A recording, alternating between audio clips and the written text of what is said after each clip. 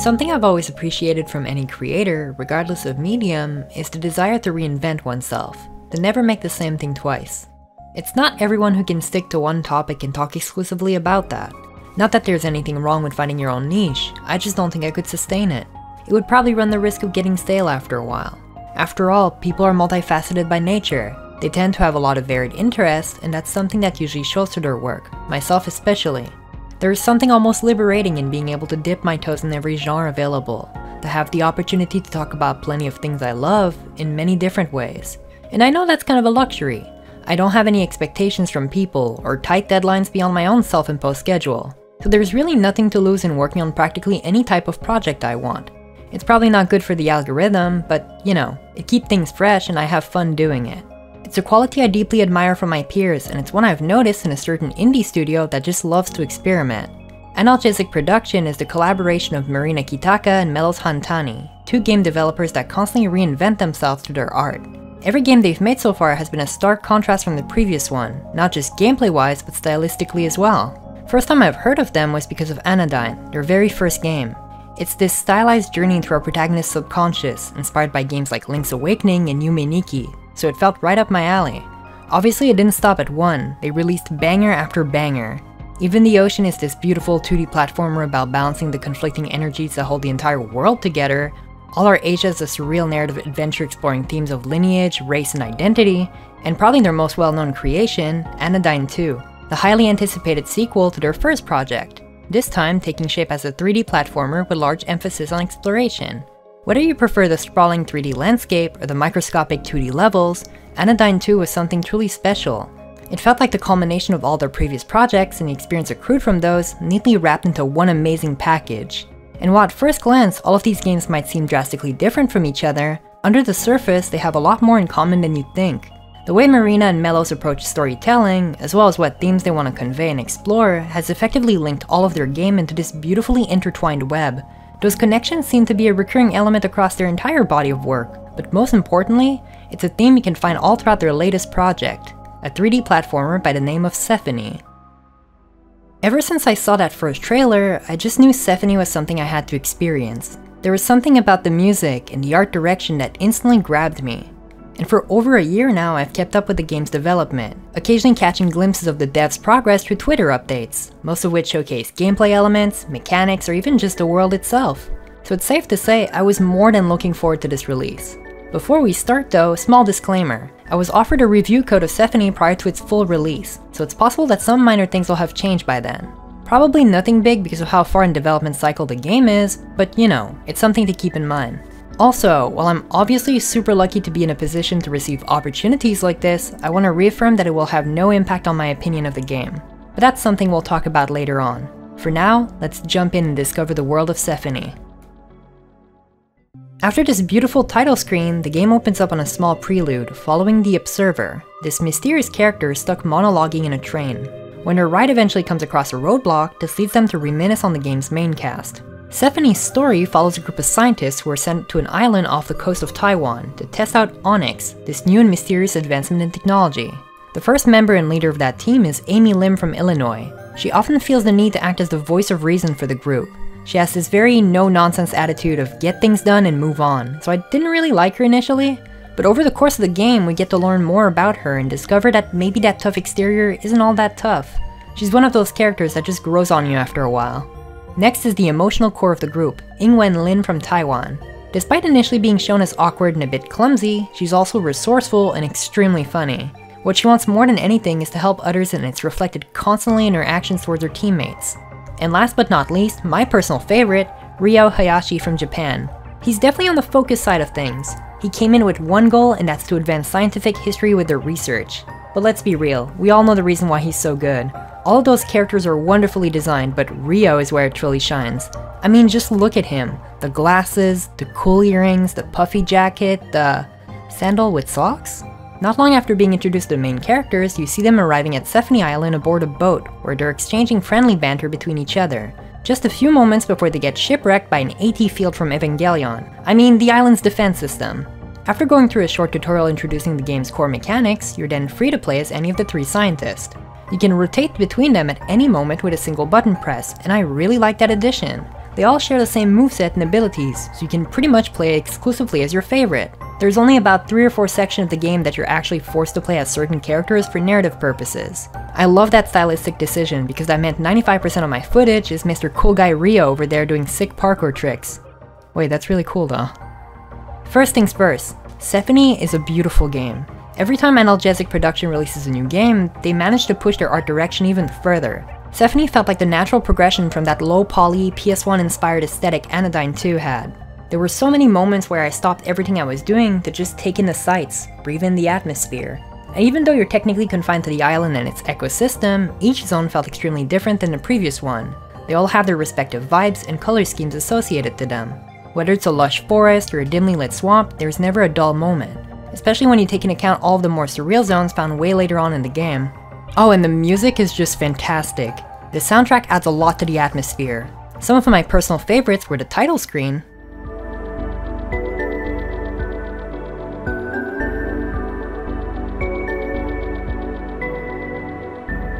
the canopy forest,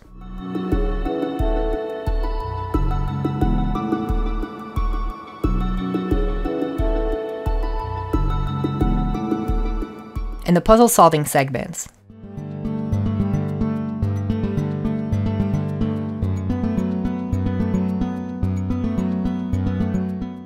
The music helps frame Sephonie as this deeper journey, an excavation into the unknown. There's this feeling of wonder exuding from each track, and despite spending a large amount of time in each zone, none of the songs manage to overstay their welcome. They tend to start off pretty calm and gradually build up until it just kicks in. I hope it doesn't come off as too cliché, but I think Melis's work on the soundtrack speaks for itself.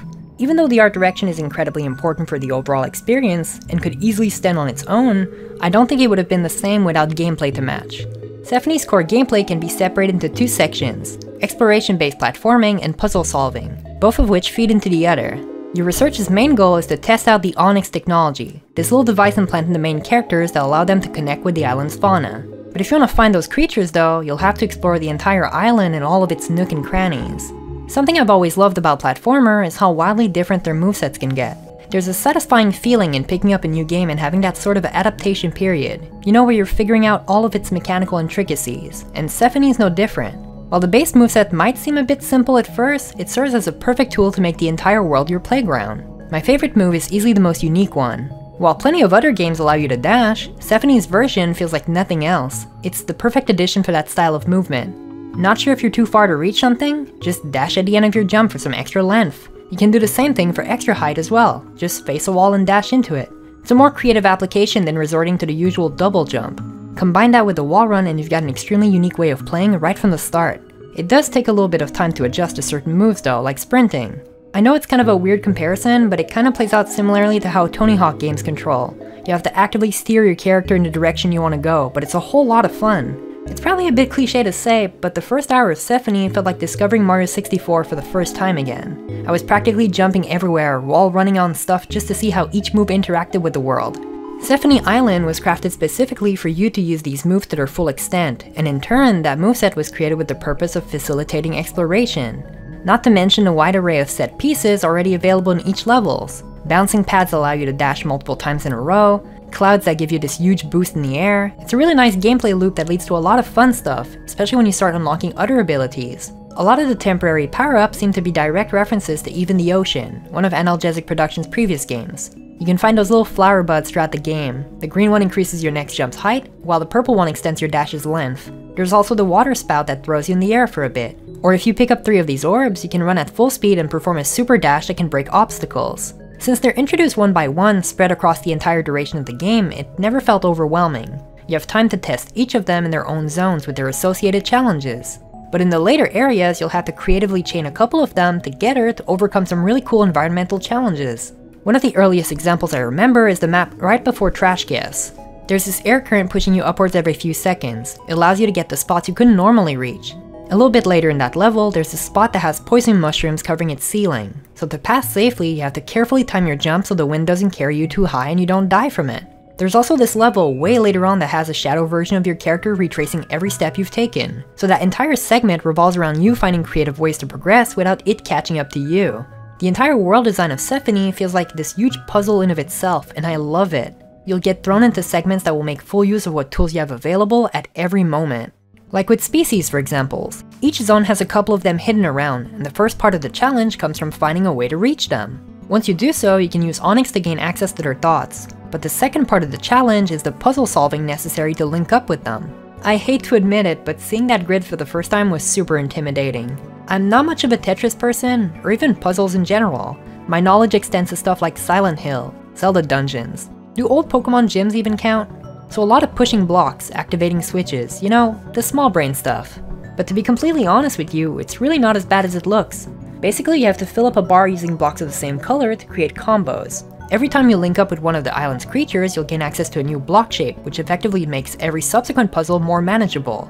The added challenge only kicks in later zones with more complicated grid layouts and additional hindrances like blocked off areas, or those little guys eating up your pieces. There was always this immense feeling of satisfaction after finishing one of these. Whenever you've linked with a creature, you're treated to flavor text describing what their role is on the island, how they help its ecosystem in one way or another. And if you talk to them right after, they have those really cute and funny pieces of dialogue adding even more to that world building. It's probably the biggest reason why I spent so much time scouring every map, in hopes of not missing any additional lore. Not only are there plenty of creatures to link with, but each zone has what you could call a boss encounter. They're not exactly hostile to you, but they do have that really cool Ocarina of Time style boss intro text, so they definitely have this sense of grandeur. Those stronger creatures are called key species, and each of them have Onyx links that get progressively harder as you go. That's where you start seeing a lot of those added obstacles on the grid. As intimidating as they were at first, I haven't managed to fail one, even with plenty of dumb mistakes on my part, so their difficulty seems really well adjusted. If you're having trouble though, there is an easy puzzle mode available in the menu, as well as other accessibility options like infinite jump and infinite dash. Even though I've only tested them after I finished a game, it's really nice to see that type of inclusion. To get back on the topic of bosses, every time you successfully link with it, you're treated to a mind share.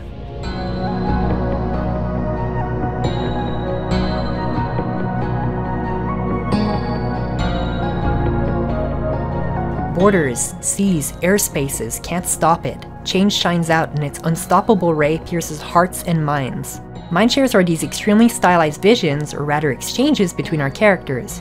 You're thrown back into their thoughts, emotions, and reflections. We get to see glimpses of each character's childhood, their accomplishment, or even their less than pleasant memories. Mind shares tend to revolve around a specific topic, like the first one is about fish. Being stranded on an island left our main cast with no options for food, so they kinda had to settle for that or eating sand. And as silly as that sounds, it manages to hit really hard every time. Ingwen's thoughts are filled with the smell of fish, an odor that reminds her of her long-distance partner. Ryo, on the other hand, has a less than nostalgic response to it. Being Japanese means fish was something he ate nearly every day for years. But for one small moment, he can imagine being one, to be free to swim back to his husband who's waiting for him back home. Amy has memories of learning to cook with her mother, a reminder of what she's done to get where she is in life. This serves to advance the plot and ties nicely into Sephine's overarching storyline. Pretty early in the game, our protagonists were forced to take shelter in a nearby cave because of some weird snow interfering with their Onyx implant. This leads them to explore the cave network underneath the island and eventually establish connection with the first of 5 key species. They later find this really weird cave formation taking the shape of an office, one they've definitely seen before. There they meet Dr. Lee, a scientist from back home, who's acting rather strangely. This is where the story starts kicking off. Even though I'll discuss my takes on the story and its themes later in a spoiler segment, I have to keep things as vague as possible for now. The story takes some turns that I really didn't expect, so I don't want to ruin the surprise for anyone. From that point forward, you're left to explore the rest of the cave networks in hopes of establishing a link with the remaining key species. After connecting to each and experiencing their mind shares, you're granted a new ability that feeds directly into Sephine's exploration. At times, the game has this almost Metroidvania feel to it, especially with that world map and its levels. Some of those areas require a second visit if you want to find all of their collectibles. Some of them are hidden in spots you can't reach without certain upgrades. On top of a large amount of species and bosses available, each map is filled to the brim with various items you can find. None of them are technically necessary to progress the plot, but I'm curious by nature. I see the shiny little capsule in the distance and you know I have to go get it. And the challenge of getting there felt extremely rewarding. Instead of casually dropping a ton of exposition on your head every 15 minutes, Sephine uses plot to its full advantage. Since our main cast have connected with the fauna via Onyx, the collectibles you find across the island are their own memories, expanding upon the Mindshare's implications, and probably one of the first hints that maybe the island is connecting with them as much as they are to it. It's this really creative application of storytelling. Every collectible helps to flesh out our main cast personalities. Instead of having a cutscene where everyone info dumps about themselves, you get to read little bits of their personal lives here and there.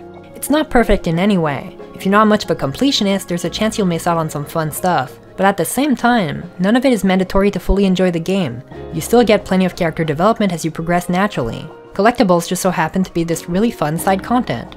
I felt incentivized to get all of them because I knew they would expand each character's backstories. But that's not the only thing you can collect. Sephonie has some really cool post-game content. That's something I've always loved out of both Anodyne games. Each had those extremely unique post-game quests that really channel those old obscure video game secrets. The first Anodyne had this swap tool that you could use to break out of bounds and find extra collectibles. Anodyne 2 also had a similar boundary-breaking adventure with its made of coins and secret areas. Meanwhile, Sephonie goes full out. It has out-of-bound collectibles, secrets, but most importantly, Bubble Adventure. After completing the main story, you can activate it from the settings menu and it spawns bubbles all across the game. The challenge from this game mode comes from catching them and landing safely so they count, rather than just doing a leap of faith every time to catch one at a time. I don't want to say how much time I've spent solely trying to get a few of the trickier ones. If you collect a certain amount of bubbles though, you gain access to multiple debug zones. There's developer notes across the entire place, and it felt incredibly insightful to have that behind the scenes look on nearly everything. If you go above and beyond with the bubble collecting, you can also get a speed mode, where your character just zooms across the entire map. It felt really cool to unlock, and if you combine it with the infinite dash and infinite jump, you can cross any map in a matter of seconds.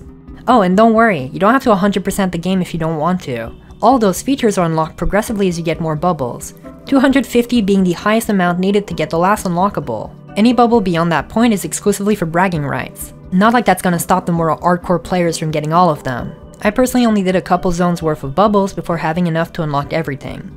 And there's a lot more I want to talk about, but that warrants a huge spoiler warning. This following segment will go over some of Sephonie's key plot points, its ending, and my overall interpretation of its themes. So here's a timestamp in case you want to skip ahead. And if what I've talked about so far interests you, please stop this video right now and go play it. This game is an experience like no other, and I can't help but recommend it. For those of you who are still here though, let's continue. Sephonie's plot really kicks in after the encounter with Dr. Lee. So when I mentioned earlier he was acting weird, well it turns out that's because he wasn't a real person. He's a physical manifestation plucked from your memories used by the island to communicate with you. A little bit before the halfway point, you finally get to meet the island's real physical form, which happens to be the Observer. I realize now that's a character I practically skimmed over out of fear of spoiling anyone, but you know, better safe than sorry. Throughout the game, there will be scenes, usually after mineshares, focusing on the Observer, or rather Sephonie, and what they're up to. Those offer new perspective on the intro, where the train got stuck in front of statues of Amy, Ingwen, and Rio. This expands on the concept that the more they learn about the island, the more it learned about them as well. Later on, it's revealed that Sephonie, and by extension the island itself, is infected by Null, this really powerful virus that will destroy all of humanity in a matter of 50 years if nothing is done. The solution to stop Null is somehow linked to the 5 key species found throughout the game, so that's why you're trying to communicate with each of them. Even though a time limit of 50 years doesn't seem that bad, there's an underlying sense of urgency. Yet despite that, there's this incredibly powerful moment right after linking up the Baphismus where Rio simply refuses to go on. During the entire game, the idea is floating around that our main cast won't be able to stay on Sephonie forever. There's eventually going to be a rescue team coming for them, and that they need to gather as much info as possible with the amount of time they have left. Though Rio isn't exactly ready to give that up. He finally feels like he's in his element, a place secluded from the world where he can just research, analyze, and work in peace. There will probably never be another opportunity like this for him, one where he feels like he's achieved some form of greater purpose in this world. So I definitely understand his point of view. Like, imagine being told you can stop the complete destruction of our planet by doing some field research and playing Tetris for a while. I think this specific aspect of Sephonie could be interpreted as some form of idealistic escapist fantasy. It's something that was already present in both Anodyne games, and you can definitely find traces of it here as well. Eventually it becomes clear that the only way to potentially stop this is by linking up with Onyx directly into Null, which leads us to the game's ending. Multiple gates stop you from reaching it, and as you force your way through them, it's revealed that a rescue team is right outside the island. It's time for one last connection. Probably my favorite one in fact, since it uses a lot of the obstacles you were introduced to throughout the entire game. It uses pretty much all the knowledge you've accrued so far. But right as you can taste victory, this happens.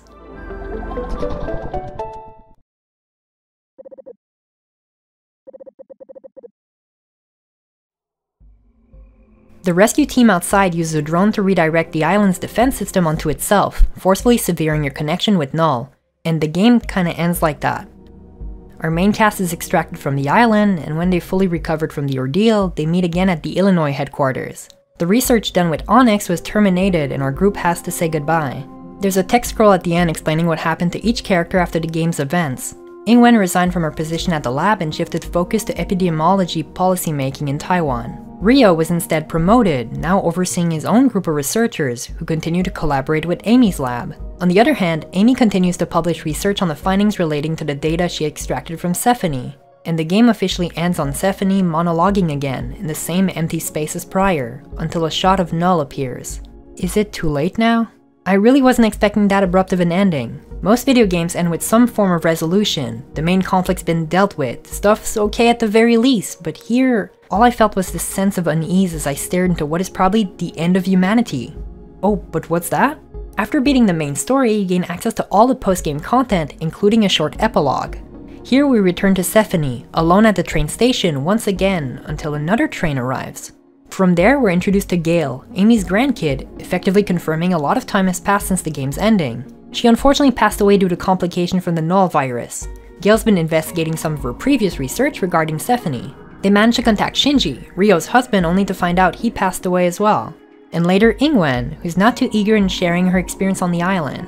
In the end, Gale made their way here to finish their grandma's work in hopes of finally re-establishing the link that was started with Null. There's this very powerful scene where you find yourself at the very last zone of the island, and it's just this gross, decaying version of its original self. It's this really cool representation to show how much damage the virus did to the island.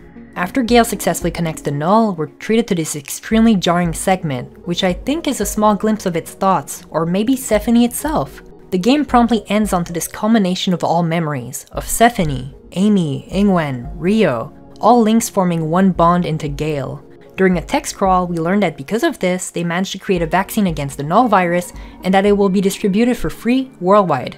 You can then access Gale as a playable character for the main game mode. Even though I love that addition, I'm kinda sad it's unlocked so late.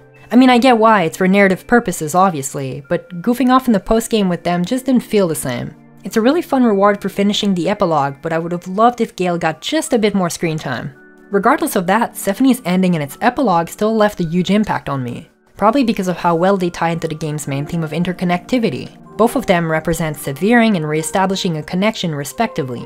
In turn, that knowledge gives a lot of meaning to stuff like the Sephanie segments and the intro screen. You constantly see train cars and railways, which for us would usually symbolize a link to society, or maybe in Sephanie's case, it's a link to our protagonist, or even humanity as a whole. You spend the entire game linking up the different species, connecting to the island, so it makes sense for stuff like collectibles to be your own memories. The island learns about you as much as you learn about it, which explains why Sephanie knows intimate details about her characters. Amy, Ingwen, Rio, despite coming from very different backgrounds, share a lot more in common than just the fate of the world. And you can see that throughout the many mind shares available. Stuff like national identity is not something platformers are known for approaching, but it's definitely one of the many reasons why I think Sephanie felt so special to me. Its themes, story, and gameplay all feed into each other, and I think it works perfectly. Having the knowledge that this entire game started as something else and gradually changed over the course of the pandemic is also incredibly insightful. In some way, it helped me think back on my own connections with friends and loved ones throughout those hard times. Pretty much all of what I've discussed so far, though, is my own interpretation. It's possible that you'll get something completely different out of it, and that's totally fine. Sephanie is the type of experience that manages to offer a little bit of something for everyone, whether you're looking for tight platforming, innovative puzzle solving, or a beautiful narrative. It's currently available on both Steam and itch.io. It's pretty cheap for the amount of time I've spent playing. It took a little under 10 hours, but that's considering that I spent a lot of time goofing around, collecting items, and visiting the many debug areas. I highly recommend getting it on itch though. Compared to Steam, the devs receive a bigger portion of the profits, and it's important to show them in kind how much their works affect us.